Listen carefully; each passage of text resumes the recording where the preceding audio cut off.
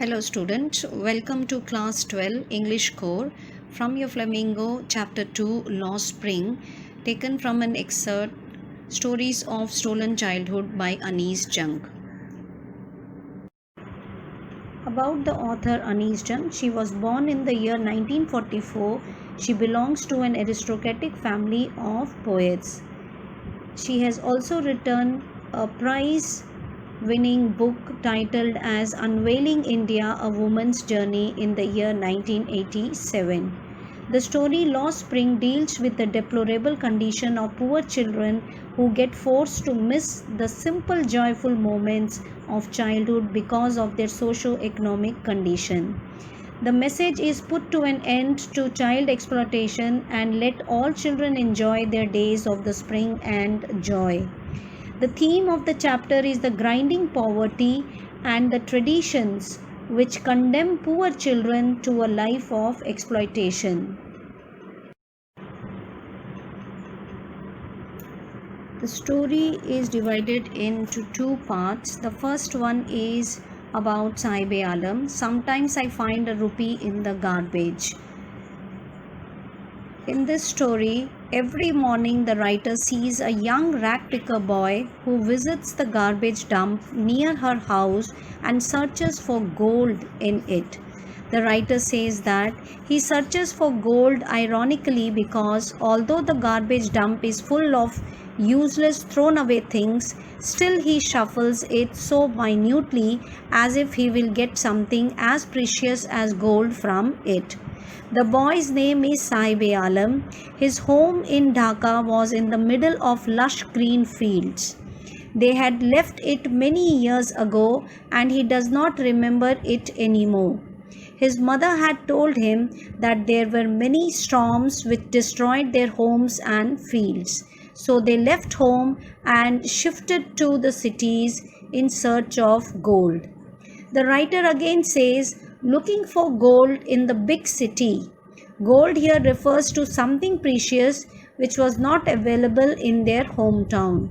Things like shoes, money, bags, etc. for the children and food, clothing, shelter as means of survival for their parents. The boy searches for such precious things in the garbage dumps. One day, the writer questions Sahib and asks him the reason for shuffling through the garbage. Sahib replies to the writer that he has nothing else to do other than rag picking. The writer suggests that he should go to school.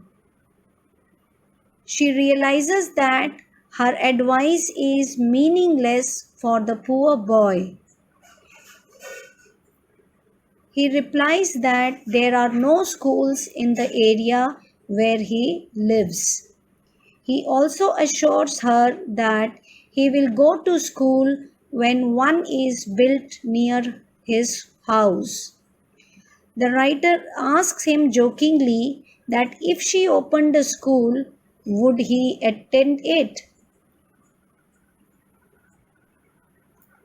Sahib says that he would join the writer's school and after a few days he runs up to her to ask whether her school is ready.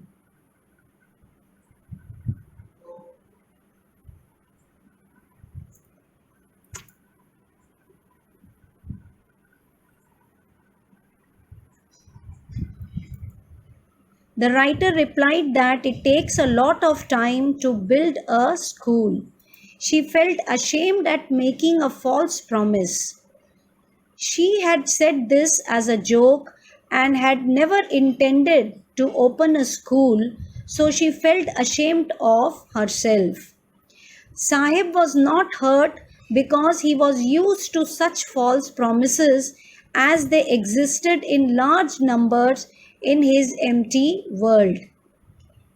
He was surrounded by such false promises made by everyone around him.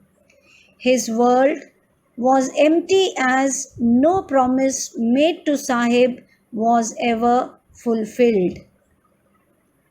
The writer had known Sahib for a few months when she asked him his name. He replied as if he was making an announcement that his name was Sahibe Alam. The writer thought that the boy did not know the meaning of his name, and if he came to know that his name meant Lord of the Universe, he would not be able to believe it. His name was opposite to his life. He went around the streets with a group of friends. It was like an army of boys who did not wear any footwear. They appeared in the morning like the morning birds and disappeared at noon. The writer could recognize all of them as she had been seeing them for the past few months. The writer asked one of them that why was he not wearing any footwear. The boy simply replied that his mother did not get them down from the shelf. As they were beyond his reach, he did not wear them.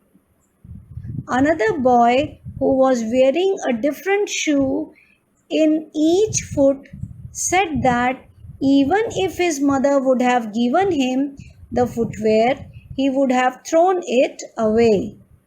He meant that the boy was not wearing footwear because he did not want to wear one. The writer asked the second boy the reason for wearing a different shoe in each foot. He did not reply and shuffled his feet as he tried to hide the shoes.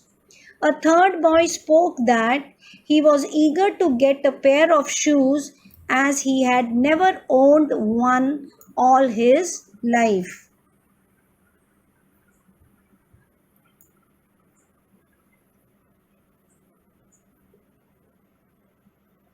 The writer takes the example of shoes to highlight the condition of these boys.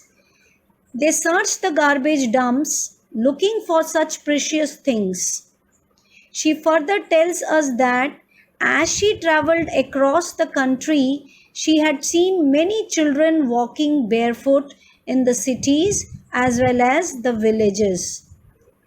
They reasoned that they were barefoot not due to lack of money to buy footwear, but being barefoot was a tradition to them. The writer wondered and concluded that the reason of it being a tradition was a mere excuse to hide the fact that they were so poor that they could not afford footwear. The narrator narrates a story told to her by a man from Udupi.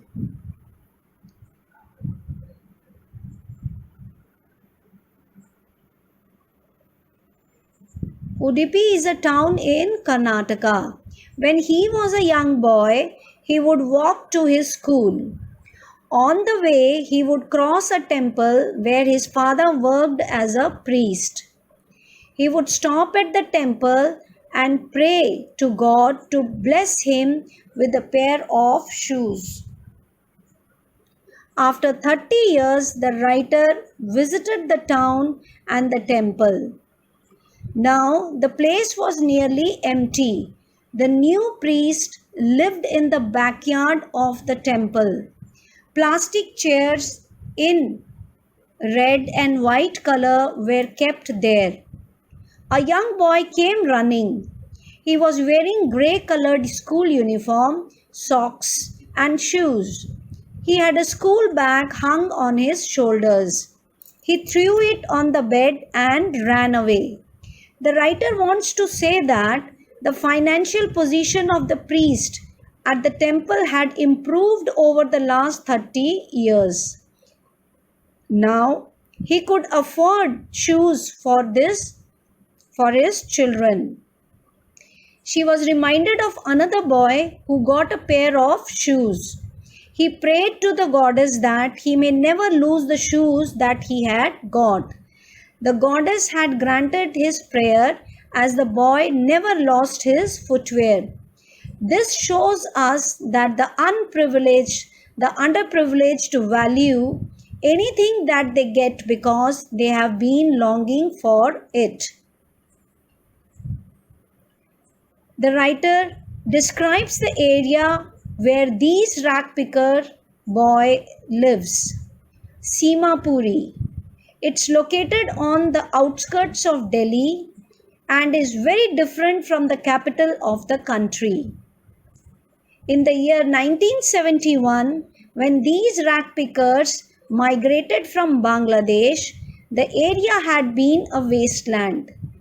Simapuri is still a wasteland, but now it's not as empty as almost 10,000 rag pickers live there in structures made of mud with roofs made of tin, sheets of tin or plastic material called tarpaulin. There's no sewage, drainage or running water facility in Simapuri. They live in unhygienic condition. Simapuri is a wasteland where the garbage of city was collected. These people, the rag pickers, had started living there illegally. For the last 30 years, they have been living illegally in Simapuri. They have occupied the area without government permission or ownership.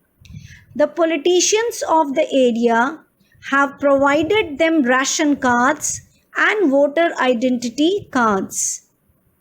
They got grocery for their family through these ration cards, and in return they cast their votes in favor of the politicians who had helped them. The writer asked a group of women who were wearing torn saris that why did they leave their homes in Dhaka. They replied that if they were able to satisfy the hunger of their families and sleep well at night, they were happier to live in Simapuri than their fields in Dhaka, which were ruined and gave them no food.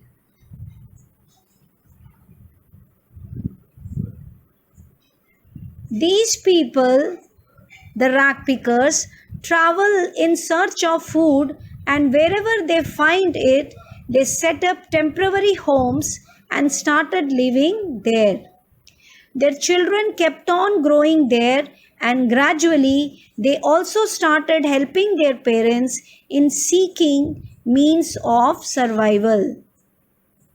For those who lived in Simapuri, the means of survival was rag picking. As they had been doing it for many years, they became trained at rag picking and did it well. For the rag pickers, the garbage was as precious as gold. These families searched the garbage dumps and got things which they sold to fund their food.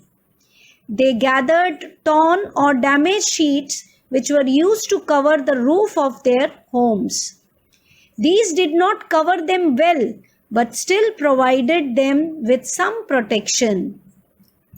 For the children, the garbage dumps were more than a means of survival. One winter morning, the writer saw Sahib standing by the fence of a club. He was watching a tennis game being played by two young men. Sahib liked the game but could not play it.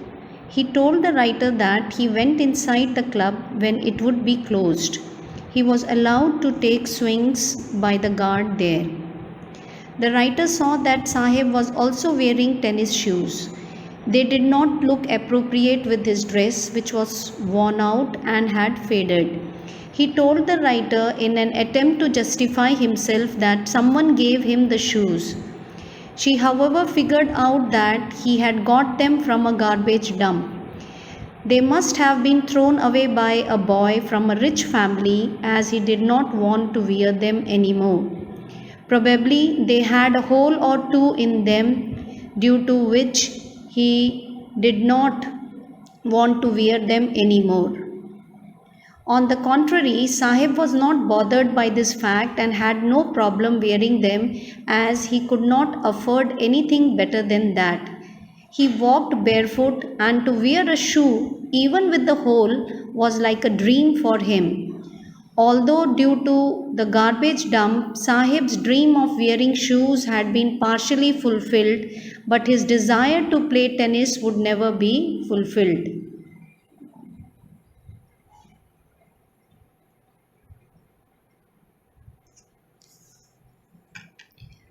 One morning, the writer met Sahib, who was on his way to the milk booth.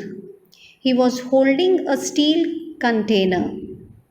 He told her that he had got a job at a nearby tea stall.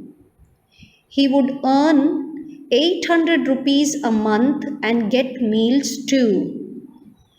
The writer asked him if he liked the job, as she could see that he had lost the carefree look.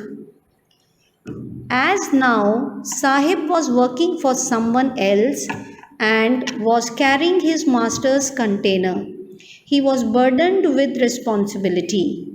Earlier, as a rag picker, Sahib would carry his own bag and was his own master. Now he was no longer his own master.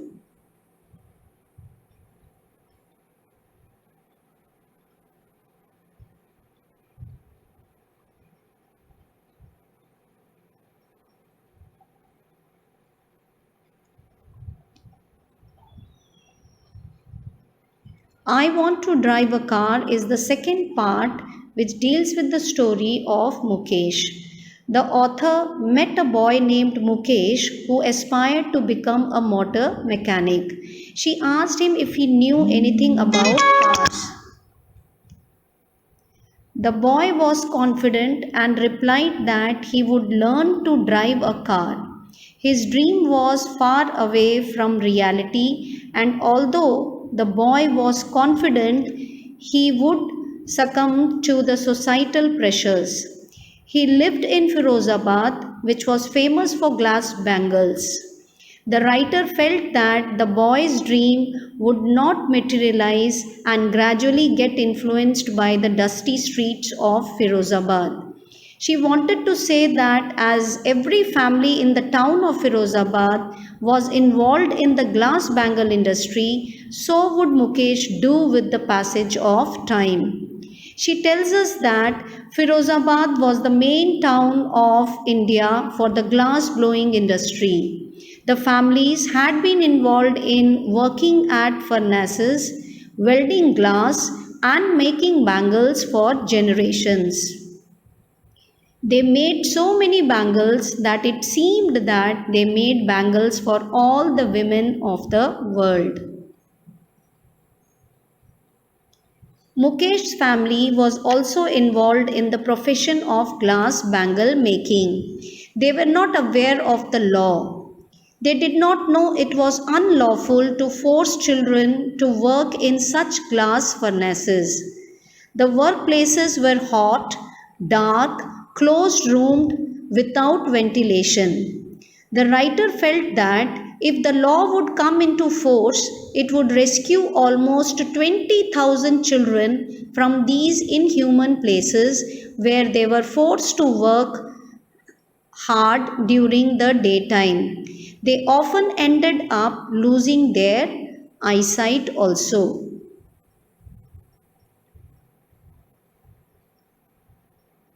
Mukesh was happy as he took the writer to his home. He felt proud as he informed her that it was being renovated. They walked down streets which were full of garbage and gave foul smell. The streets were lined with slums which were unsteady. The walls were falling apart.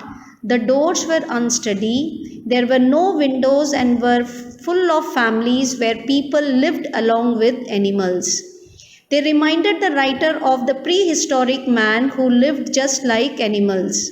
Mukesh stopped in front of one such door, hit it hard with his foot, and pushed it open. The house where Mukesh lived was partially constructed house. In one corner was a firewood stove made with dead grass. There were more plates with chopped vegetables in them. There was a thin young woman cooking the evening meal for the family.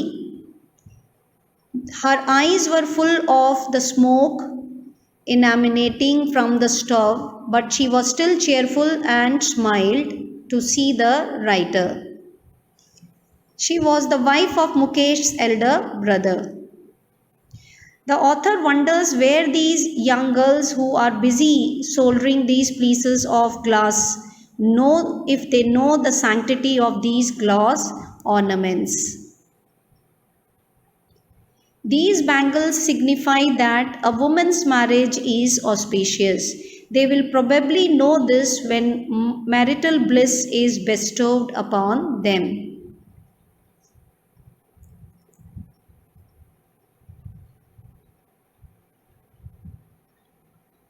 Mukesh's grandfather is content that other than teaching his successors their family occupation, he has built them a house to live in.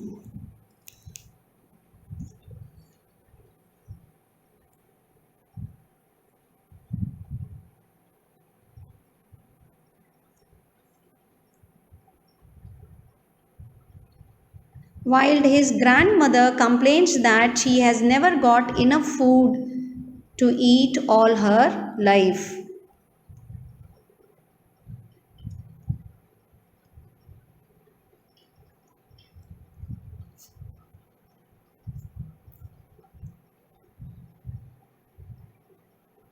These people fear the lawmakers, the policeman, and the middleman, so they do not dare to dream of doing anything else.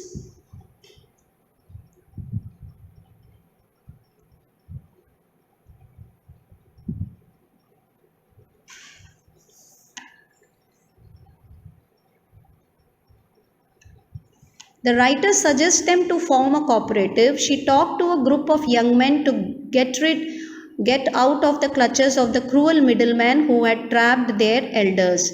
The men said that if they dared to do something like that, they would be dragged and beaten up by the police and sent to jail. Their acts would be termed to be unlawful. The writer felt that as they had no leader, they could not think of doing things differently. They all were so tired, the men and their fathers.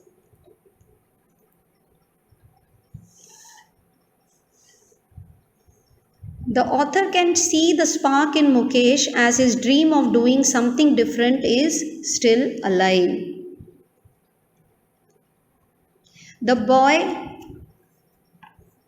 The writer was happy to sense that Mukesh had a spark in him. He repeated that he would be a motor mechanic. He wanted to go to a garage and learn the job. The writer asked that as the garage was at a distance from his home, Mukesh insisted that he would walk up to it.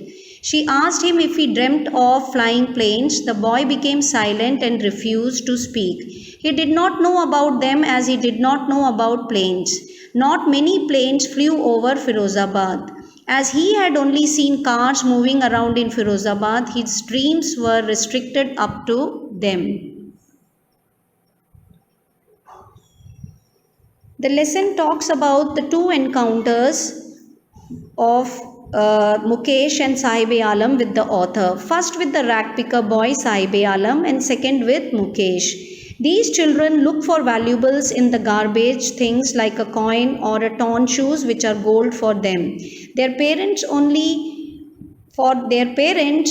means of survival is providing food and shelter to their children and their families. They have migrated from Bangladesh, which was destroyed by storms in 1971. They can hardly manage some food for themselves. Other things like identity, education, shoes and sports are beyond their reach. their unfulfilled dreams.